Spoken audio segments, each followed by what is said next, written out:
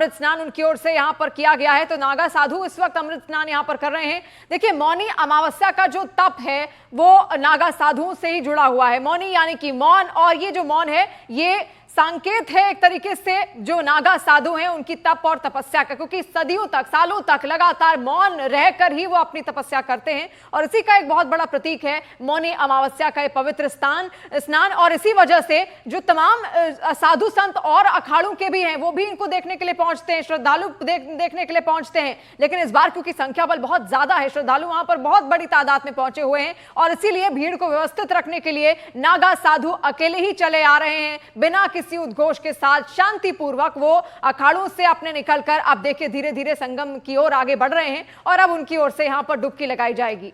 तो माघ महीने की ये मौनी अमावस्या अपने आप में कई मायने इसके हैं और लगातार हमारे सहयोगी भी हमारे साथ बने हुए, सबीना और रवि हमारे साथ बने हुए हैं। सबीना, हम देख पा रहे हैं, देखिए मैं बार बार यही कह रही हूं कि आस्था का कोई मोल नहीं होता है, आस्था अनमोल होती है, इसे आप खरीद नहीं सकते हैं। लेकिन आस्था के साथ आपको धैर्य भी बरतना होगा, संयम भी बरतना होगा, अनावश्यक भीड़ से आपको बचना भी होगा। और जिस तप तपस्या के साथ अब लगातार जो है हम देख पा रहे हैं जो नागा साधु आगे बढ़ रहे हैं अमृत स्नान की तरफ, वैसे ही जो श्रद्धालु यहाँ पर पहुंचे हुए हैं, करोड़ों आस्थावान श्रद्धालु, वो भी अब धैर्य के साथ आगे बढ़ें और ये आस्था की डुबकी लगाएं।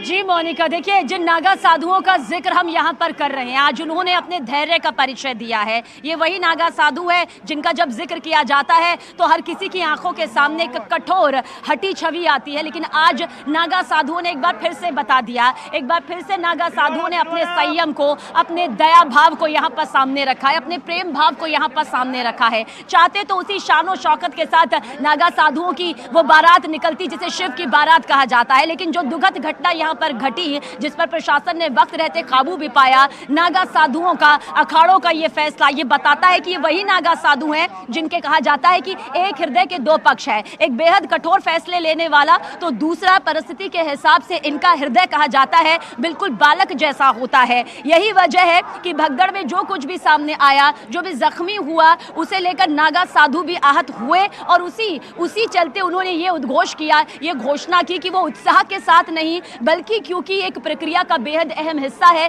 उसका पालन जरूर करेंगे। अमृत स्नान है, माँ गंगा क्योंकि कहा जाता है कि मलिन हो जाती है और वो तभी पवित्र होती है, तभी अमृत बनती है जब नागा साधुओं के, नागा संतों के चरण कमल जो है वो वहां पर लगते हैं। इसलिए ये प्रक्रिया का हिस्सा हो सकता है। लेकिन आज नागा साधुओं ने बता दिया संपूर्ण संसार को कि वो अगर अपने शरीर पर भस्म रमाते हैं तो इसके कितने मायने होते हैं। अगर वो 17 श्रृंगार करके निकलते हैं, अगर वो अपना और अपनी 16 पीढ़ियों का पिंडदान करते हैं, तो यानी कि वो कितनी ज्यादा सक्षमता उनमें होती है, कितनी संयमता होती है, कितनी संतुलिता होती है और कितनी वो प्रगाढ़ता की रूपरेखा होती है, जिसका परिचय अमृत स्नान करते नागा साधु पहले भी देते आए हैं और एक बार फिर से महाकुंभ 2025 के सफर में उन्होंने यहां पर दिया है।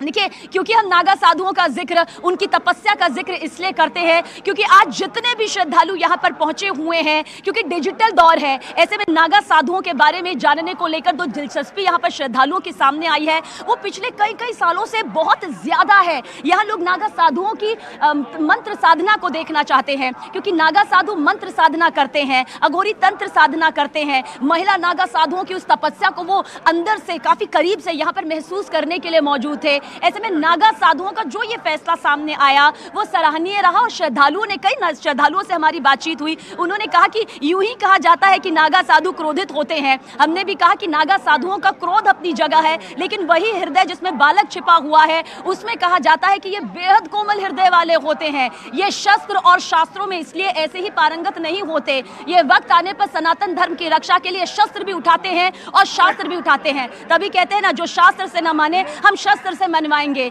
नागा साधुओं का ये अमृत स्नान महज अमृत स्नान नहीं है, ये लोक कल्याण की तरफ सबसे बड़ा कदम माना जाता रहा है।